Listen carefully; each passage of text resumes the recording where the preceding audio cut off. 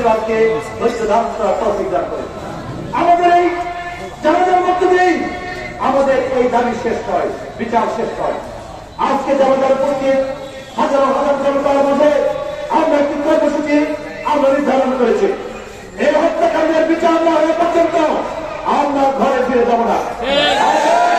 কষ্ট করে বলে চাই আমরা একটি কর্মসূচি আমরা ঘোষণা করেছি এবং আগামী দিনে যে আন্দোলনটি চলবে সেই আন্দোলনটি হবে খুলনা জেলা সর্বত্র প্রভৃতি জনতার ব্যাপারে।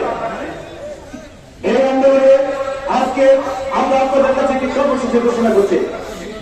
আগামীকাল 8 সেপ্টেম্বর 2025 রোজ সোমবার ভোলার সকল স্কুল কলেজ মাদ্রাসা বন্ধ থাকবে।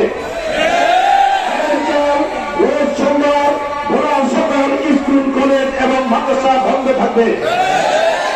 আগামীকাল সকাল 11টায় আটকলা মসজিদ চত্বরে এই হত্যার বিচারকে বিক্ষোভ সমাবেশ ও রেলি এবং জেলা প্রশাসন বাংলা সড়ক থেকে পেশ করব। একটি শোকরেলি আমরা করব।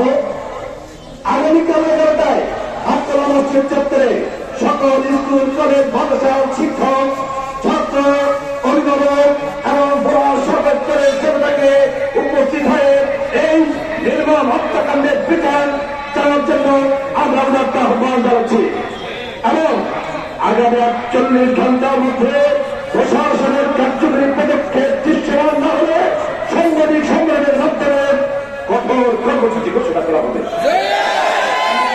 এই কর্মসূচি আজকের এই জানাজা থেকে আমরা ঘোষণা করলাম। আমি